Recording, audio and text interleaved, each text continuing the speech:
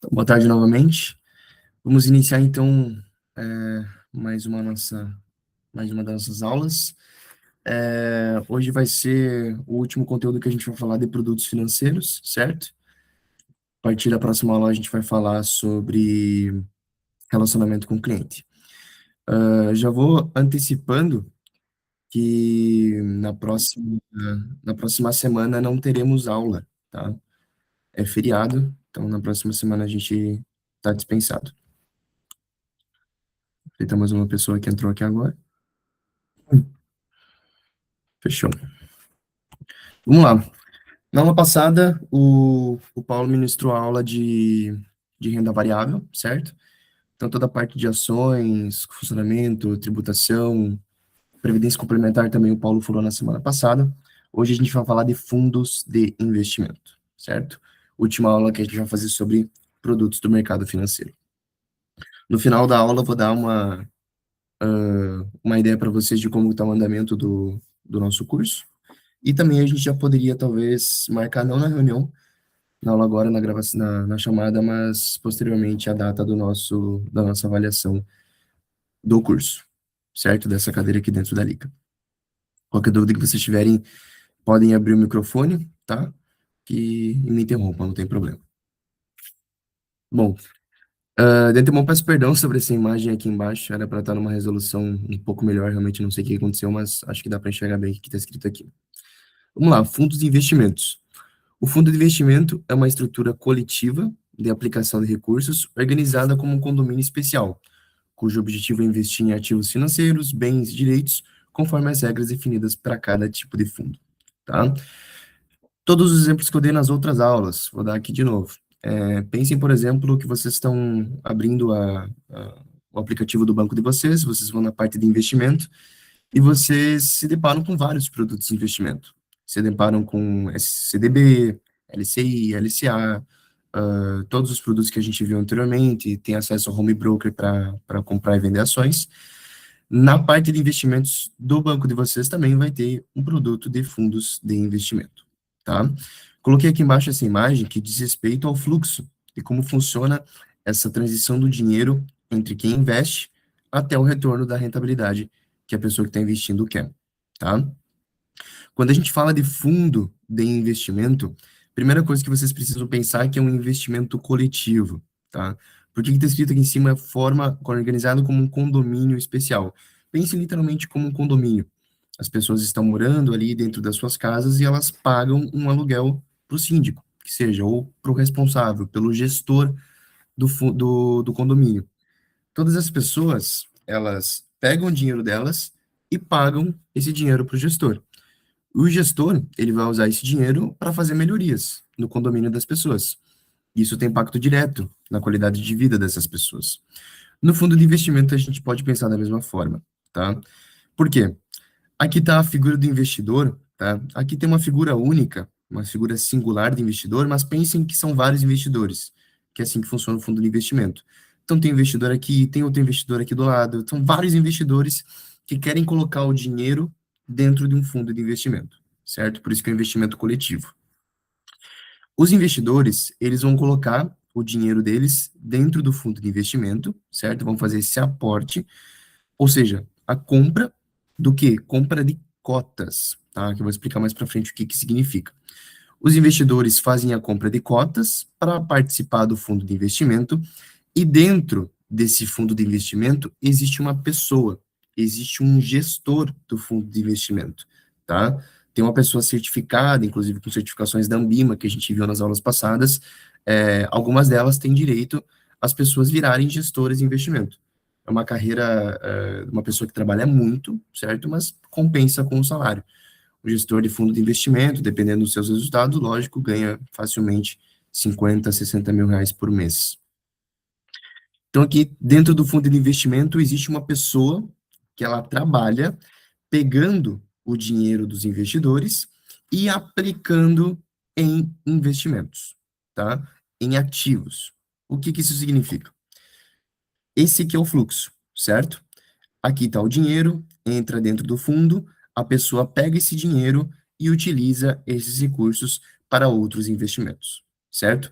Em vez de eu diretamente ir lá e comprar um CDB, por exemplo, para ele começar a render juros, para mim, em algum determinado momento, eu resgatar com juros, existe um intermediário do fundo de investimento, que é uma pessoa que está trabalhando justamente para ter o rendimento e voltar o valor para o investidor, certo? Eduardo, o que temos aqui? Esses investimentos pode ser literalmente qualquer coisa. Os investimentos, dependendo muito do tipo e a especificação do fundo de investimento, pode estar investindo em ação, pode estar investindo em renda fixa, pode estar investindo em mercado de câmbio, ou seja, depende muito do objetivo da pessoa e cada fundo de investimento possui o seu nível de risco. Geralmente, os fundos de investimento de renda fixa são um nível de risco mais baixo, ações, cambial, tem muita oscilação, muita variação de preço, geralmente é um risco mais alto, certo? Então, ao invés da pessoa, ela está comprando ações diretamente, ela pode colocar o dinheiro dela dentro do fundo de investimento, comprar essas cotas, e a partir disso uma pessoa trabalhar para que esse dinheiro retorne em rendimento para ela, certo? Só que, conforme eu coloquei aqui em cima nessa imagem, os investimentos que vão retornar para o fundo, que depois vão retornar para o investidor, pode ser ganhos, como também pode ser perdas. As pessoas que investem no fundo de investimento, dependendo da performance, dependendo de como vai o fundo, as pessoas podem perder dinheiro, certo? A partir do momento que tem ganho, vai ter distribuição dos retornos diretamente para os investidores, tá? E quais são as principais vantagens de fundos de investimentos? Primeira dela, a diversificação, tá? A gente vai ver depois que existe um fundo que se chama fundo multimercado. E o fundo multimercado, ele pode investir em vários segmentos de investimento. Ele pode investir ao mesmo tempo em ações, pode investir ao mesmo tempo em renda fixa. Isso diminui o risco não sistemático, que é o que está escrito aqui embaixo. Não sei se você se recorda, mas o risco sistêmico, ele diz respeito a um risco que acontece com todo o mercado.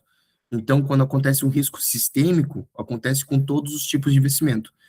Quando o risco ele é não sistêmico, é um risco, por exemplo, algum problema que aconteceu num determinado tipo de ativo, tá? Então, pode ser algum problema em todas as ações, elas caíram, e isso é um risco não sistemático. Agora, renda fixa, CDB, Tesouro Nacional, tá indo bem, isso significa que é um risco não sistemático.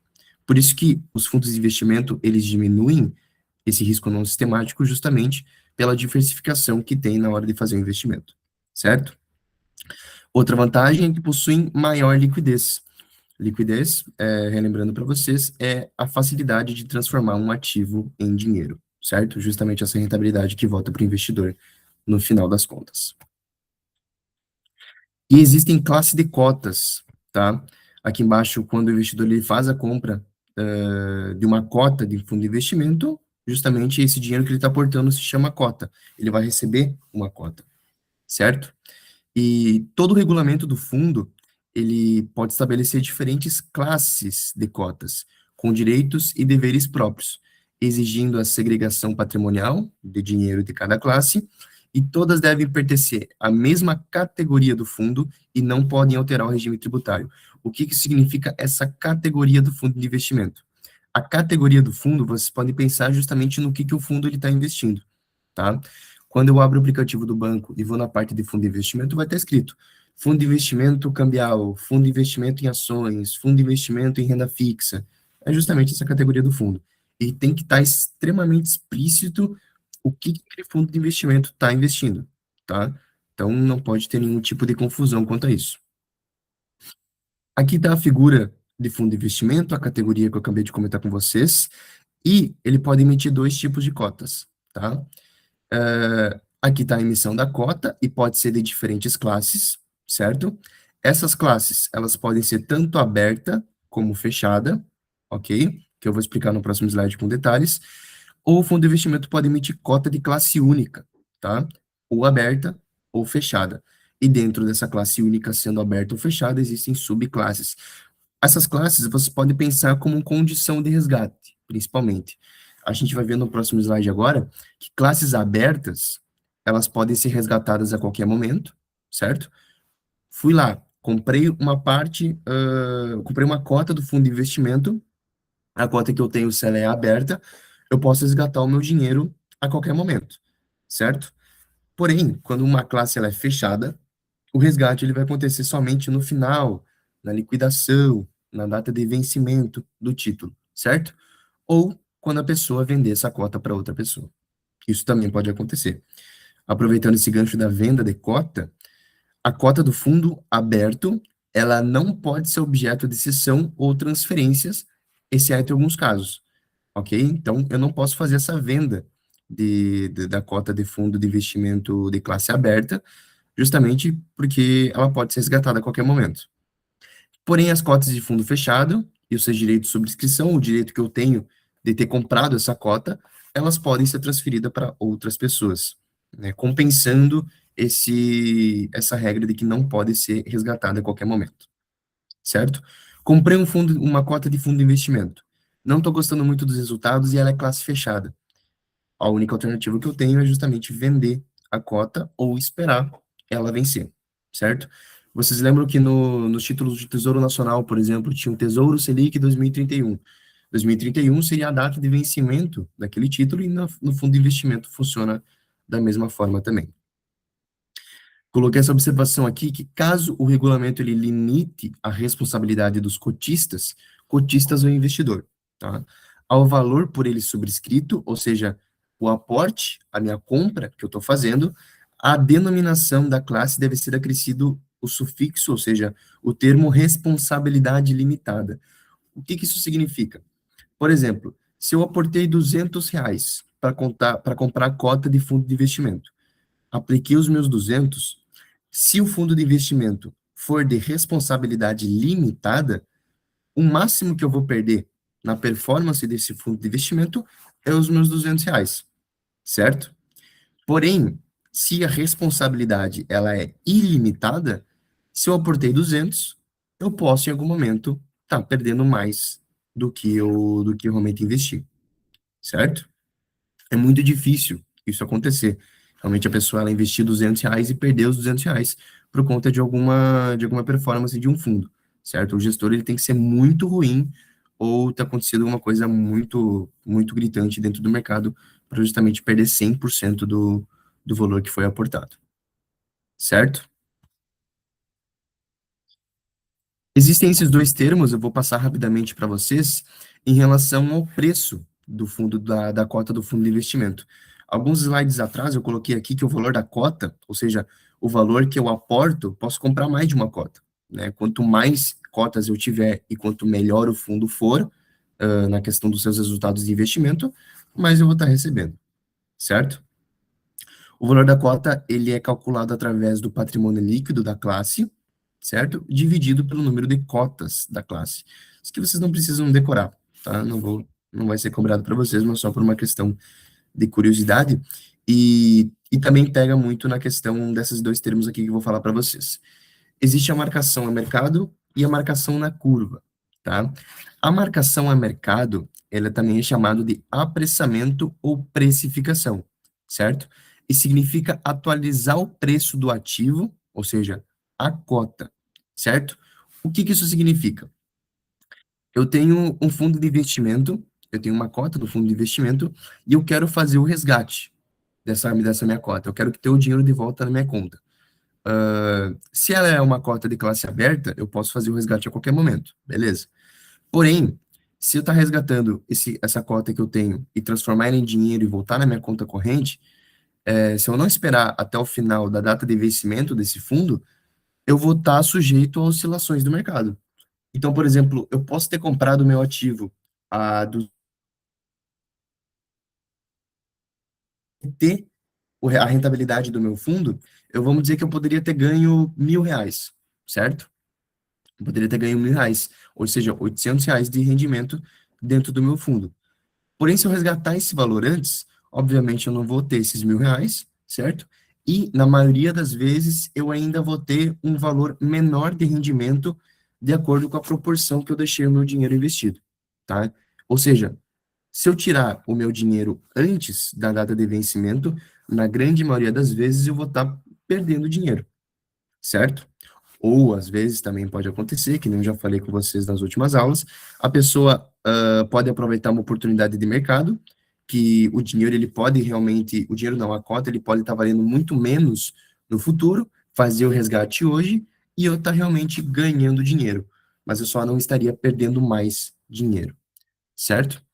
É isso que significa marcação ao mercado. Ou seja, o valor que o título teria se fosse negociado em um momento específico, no momento que eu quero resgatar esse dinheiro, certo? E tá escrito aqui embaixo, a rentabilidade está ligada às oscilações do preço no mercado secundário. Quando a gente fala em mercado secundário, a gente quer falar da bolsa de valores, tá?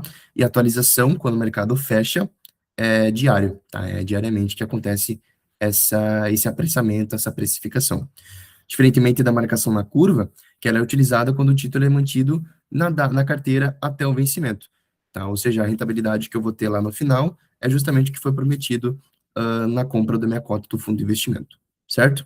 E, obviamente, não vai considerar as oscilações do preço, porque eu justamente estou esperando chegar até a data de vencimento para fazer o resgate e transformar aquela minha cota em dinheiro na minha conta corrente, ok? E quando o investidor ele realiza a aplicação no fundo, ou seja, quando ele compra cotas de fundo de investimento, a instituição responsável pela distribuição das cotas deve fornecer a versão atualizada do regulamento, contemplando, quando aplicável, o anexo referente à classe investida, certo? Classe aberta ou fechada, ou uma delas, ou aberta ou fechada, ou aberta e fechada e o apêndice da subclasse correspondente. Quando existe apenas ou a classe aberta ou a classe fechada, existem subclasses. De novo, subclasses e classes são condições, principalmente para resgate daquela cota, certo? Uma parte bem básica quanto ao regulamento, ou seja, as regras do fundo de investimento, no que o fundo ele está investindo, a empresa, a instituição que está realmente fornecendo esse fundo precisa ser muito clara quanto a isso. A pessoa investidora ela precisa saber no que ela está investindo antes de colocar o dinheiro dela naquele fundo de investimento. Aqui sobre resgates e pagamentos, tá? O regulamento, ele deve estabelecer os prazos entre a data do pedido de resgate, que é D mais 3, a data de conversão de cotas e a data do pagamento do resgate. O que é isso? Aqui está a pessoa investidora que ela quer fazer o pedido de resgate dela, certo? Existem três datas que são separadas quando acontece esse processo de resgate e pagamentos, certo? Quando acontece a liquidez, ou seja, quando o meu ativo ele é transformado em dinheiro na minha conta, no caso de fundo de investimento, ele não acontece no mesmo dia, tá? Por exemplo, quando a gente investe em poupança, investe em RDC, por exemplo, a liquidez, ou seja, transformar aquele meu ativo em dinheiro, a liquidez é diária, certo? Porém, no caso de fundo de investimento, isso não acontece. Por exemplo, a pessoa investidora, ela fez o pedido de resgate das cotas dela, ou seja, transformar o ativo dela, aquelas cotas em dinheiro para a conta, fez o pedido de resgate no dia 10, que é o D, aqui no caso, tá? É o D aqui em cima. Porém, a data de conversão, ou seja, de transformar aquele ativo em dinheiro, é D mais 3, certo? D mais 3. Aquela cota vai ser convertida em dinheiro apenas no dia 14 de janeiro. E a liquidação, ou seja, o pagamento do valor que foi convertido, vai ser pago apenas no próximo dia, apenas no dia 15 de janeiro, certo? Por isso que a data do pedido de resgate é D mais 3, porque existe esse tempo aqui em que a instituição ela vai estar fazendo a conversão daquela cota em dinheiro, certo? E no dia 15 vai estar sendo liquidado, e vai estar sendo recebido o valor pelo investidor. Por que o fundo de investimento ele não é recomendado, por exemplo, para fazer uma reserva de emergência? Justamente por essa demora que existe na hora de receber o valor. Por isso que quando a gente vai fazer uma reserva de emergência, a gente escolhe produtos de investimento que sejam com liquidez diária. Por exemplo, acontece alguma urgência, alguma ocasionalidade que eu preciso resgatar meu dinheiro, preciso do meu dinheiro hoje, eu não posso contar com fundo de investimento porque justamente eu não vou ter o dinheiro no mesmo dia, certo? Bom, como é que acontece a distribuição, ou seja, a venda dessas cotas de fundo? A distribuição de cotas ela deve ser feita por instituições habilitadas a atuar como integrantes do sistema de distribuição, bem básico. E a distribuição de cotas de classe aberta independe de prévio registro na CVM, enquanto a fechada ela deve observar a regulamentação específica sobre ofertas públicas. Não precisa saber sobre isso, mas uma questão de curiosidade também. A distribuição ela é realizada por meio eletrônico, Então, não é um papel que você vai num banco e pede para comprar uma cota de fundo de investimento, tá? É tudo por meio eletrônico, assim como ações. E o responsável é justamente o gestor do fundo, a pessoa que vai estar por trás do fundo, aplicando o dinheiro e trabalhando pela rentabilidade dele. E existem algumas obrigações em relação ao gestor. O gestor ele precisa disponibilizar um material de divulgação e fazer uma comunicação em caso de alteração na classe do fundo, certo? A gente vai ver mais para frente, agora, na verdade, sobre a prestação de serviços essenciais, que é justamente as figuras que trabalham por trás de um fundo de investimento. Existe a figura do administrador e do gestor, principalmente, certo? O administrador, não confundam essas duas palavras, o administrador é uma instituição financeira ou uma corretora de títulos e valores mobiliários, tá? Então pense no banco. O administrador é justamente o banco.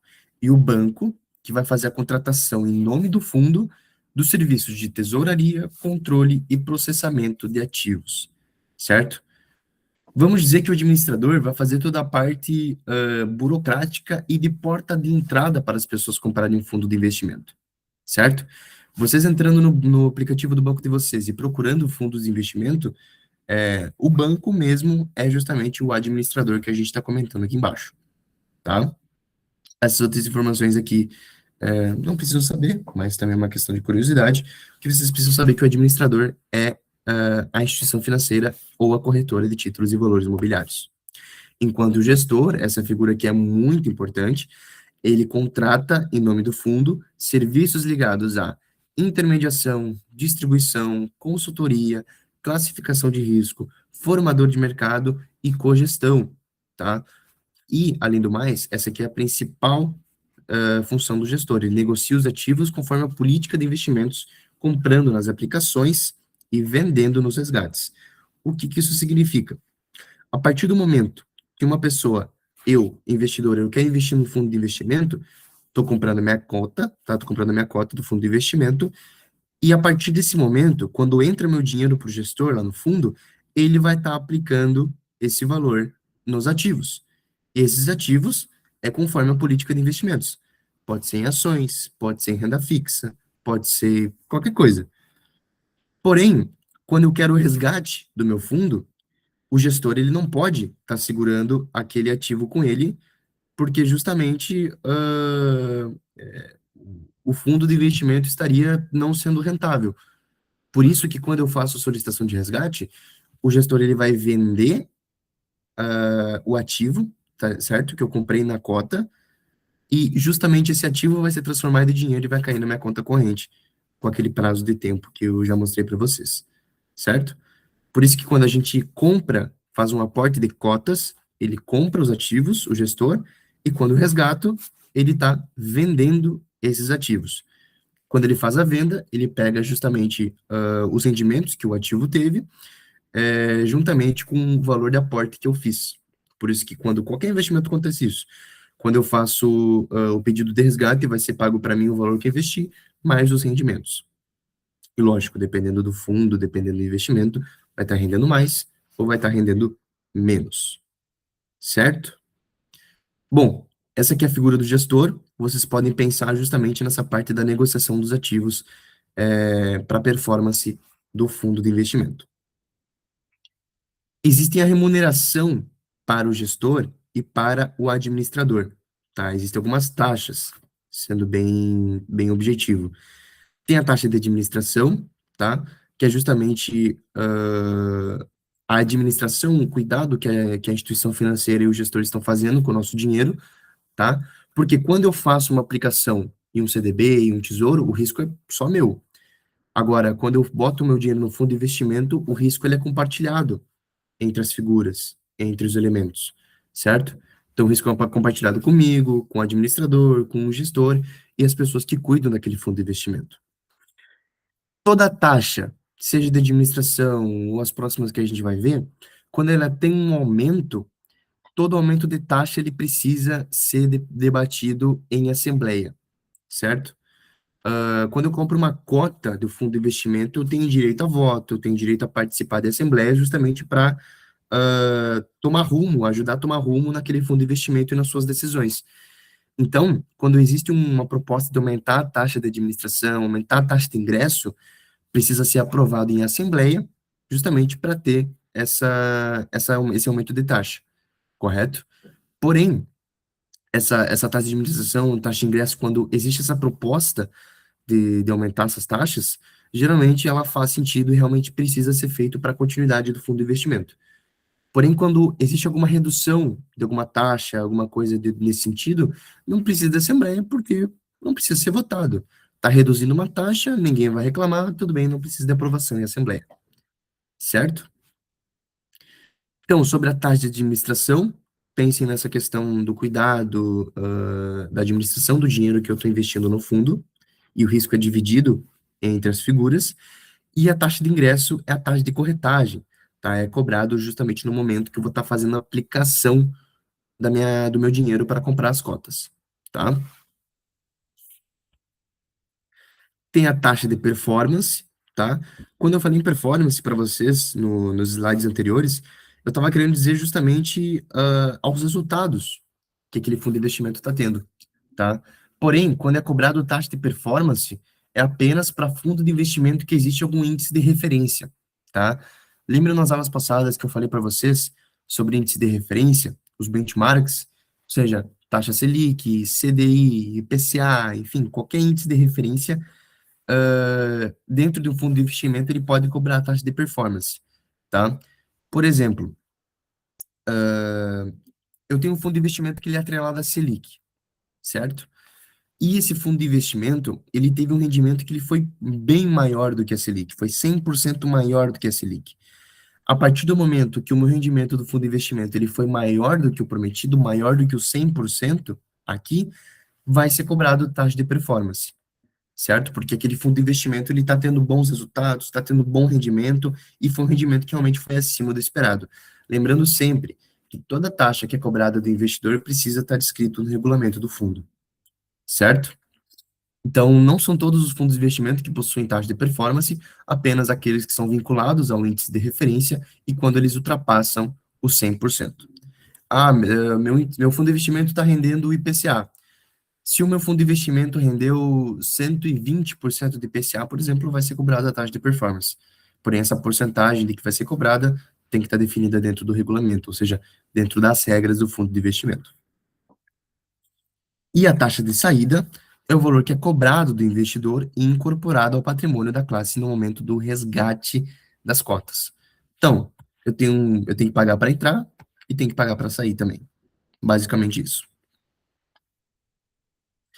Bom, partindo para o final da aula já, vou falar para vocês sobre esses 4 fundos de investimentos aqui, que chamam fundo de investimentos financeiro, ou seja, o básico dos fundos de investimento, que se vocês entrarem no aplicativo do banco de vocês, provavelmente, ou se vocês não verem esses quatro fundos de investimento, vocês vão ver pelo menos 3 como opção para vocês fazerem a compra de cotas, certo? Vou falar sobre esses 4, começando pelo fundos de renda fixa, tá? Geralmente esses fundos aqui têm um risco menor em relação aos outros, tá? E pode ser tanto pré quanto pós-fixados, certo? Não sei se vocês lembram, mas renda fixa, investimento em renda fixa pré-fixado, é um valor que ele já é definido no momento da compra, então 14% ao ano, 15% ao ano, e o pós-fixado também pode ter essa parte do pré, ou seja, 14% ao ano mais Selic, 14% ao ano mais CDI. Isso pode acontecer, tá? O principal fator de risco desse fundo de renda fixa é as oscilações nas taxas de juros ou nos índices de preços, certo? E é vedada a taxa de performance, exceto para cotas de investidores qualificados, tá? Não precisam saber com mais detalhes sobre esse terceiro tópico aqui. Esse aqui é muito importante. Quando a gente fala de fundo de renda fixa, no mínimo 80% da carteira que o gestor ele vai ter que estar investindo precisa ser aplicado em ativos ligados ao fator de risco da classe, que é a renda fixa, certo? Por isso que eles são chamados fundos de renda fixa. No mínimo 80% para ele ser denominado com renda fixa. Ele é dividido em curto prazo, referenciado, simples e dívida externa. Não precisa saber sobre esse aqui embaixo. O próximo fundo é fundos de ações, tá? Não é negociado em bolsa, ou seja, eu não posso comprar um fundo de investimento no home broker, certo? Porque não é uma ação que eu vou estar comprando diretamente. Quem vai estar fazendo compra e venda de ação é o gestor, certo? O gestor ele vai estar apenas recebendo o nosso valor da cota que a gente comprou, da cota que a gente aportou, e ele vai estar negociando para vender e comprar ações, certo? Porém, não é a gente que faz essa compra direto no home broker. A gente paga um fundo para ele fazer a rentabilidade para a gente. E o principal fator de risco também é a oscilação no preços das ações. Aqui no interior, nos fundos de renda fixa, o risco desse tipo de fundo é mais baixo, justamente por ter uma previsibilidade maior dos ativos que estão sendo comprados. Aqui no fundo de ações, o risco ele é maior, justamente por conta dessas oscilações que acontecem no mercado de ações, certo? Outra porcentagem que é importante vocês saberem também, que no mínimo 67% do PL, do patrimônio líquido, deve estar aplicado em ativos característicos da classe, no caso, no fundo de ações. Enquanto no fundos de renda fixa, no mínimo 80%, atrelado a essa classe aqui, no fundo de ações é no mínimo 67%. É permitido a cobrança de taxa de performance, porque justamente esse ativo ele pode ter um rendimento acima de 100% e a tributação é aplicada conforme as regras de renda variável, certo? Bom, como último slide da aula, deixa eu até verificar, isso aí, como último slide da aula, vou falar sobre esses dois fundos de investimentos aqui. Fundos cambiais, certo? Ou seja, moeda estrangeira, pode cobrar a taxa de performance, de novo, porque pode ter um rendimento acima de 100% do índice de referência que o fundo está investindo, e o principal fator de risco também as oscilações no preço da moeda estrangeira ou na variação do cupom cambial. Não preciso saber por enquanto o que que é cupom cambial, tá? Somente essa parte de oscilações nos preços da moeda estrangeira é o principal fator de risco desse fundo cambial. E no mínimo 80% da carteira precisam saber dessa porcentagem que está aqui, deve ser aplicado em ativos que têm a ver com câmbio, certo? Com moeda estrangeira. Aqui no fundo de renda fixa também é 80%, no fundo de ações 67%, nos fundos cambiais 80%. Vocês vão ver aqui no fundo multimercado que não existe uma porcentagem, porque justamente o fundo multimercado ele vai estar lidando com vários tipos de risco, tá? Ou seja, ele pode estar lidando, pode estar trabalhando, o gestor pode estar investindo em vários setores. Pode estar investindo tanto em ações, quanto em renda fixa, quanto na parte cambial. Ou seja, o fundo multimercado, ele tem um fator de risco não específico também muito menor, tá? Então, a partir do momento que eu faço uma compra de uma cota de um fundo multimercado, eu vou estar menos propenso a ter oscilações é, é, no mercado justamente por essa minha variação, por essa minha diversificação que eu estou fazendo na hora de comprar uma cota do fundo de investimento. Dentro do fundo multimercado, o gestor pode estar investindo em várias frentes, e isso diminui o meu risco não sistemático, certo? Quando a gente faz um investimento, seja qualquer coisa, o que a gente precisa principalmente pensar no fator de risco que aquele investimento ele pode estar gerando para a gente, e estar de olho nisso. Por que que eu digo isso? Mercado de ações, por exemplo. Se eu não tiver ligado, pelo menos olhar alguma coisa uma vez ao dia, se eu sou uma pessoa recorrente na bolsa de valores, que compro via home broker, eu posso estar à mercê das oscilações do preço, dependendo dos resultados da empresa, isso no caso de ações, tá? Eu posso estar à mercê disso e estar perdendo dinheiro se eu não tiver ligado. Por isso que os fundos multimercado, eles são um fator de risco menor, porque eles dividem esses fatores de risco. Existe o fator de risco das ações, da renda fixa, do cambial, e a partir do momento que eu compro um fundo multimercado, esses riscos eles se juntam, certo? E isso, no final das contas, diminui porque eu estou investindo em várias frentes. E pode cobrar a taxa de performance, porque dentro do fundo multimercado existem ativos que estão atrelados a índices de referência, CDI, Selic, IPCA, entre outros. Certo? Alguma dúvida, pessoal?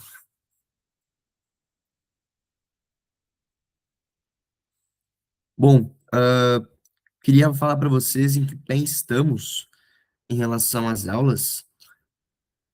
Estava calculando aqui que as nossas aulas terminariam no dia, deixa eu ver, no dia 23 de junho. Opa, desculpa, perdão. 25, no dia 25 de junho. Só que eu acho tarde, tá? Acho tarde. O semestre está para terminar no dia 10, se eu não me engano, mas geralmente as aulas terminam antes. Então, talvez a gente possa ajeitar para vocês fazerem a avaliação final.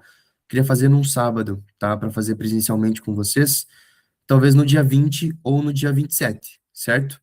Vou fazer uma enquete no grupo entre hoje e amanhã, vou falar com o Paulo certinho também, para ver, para a gente fazer a nossa avaliação final.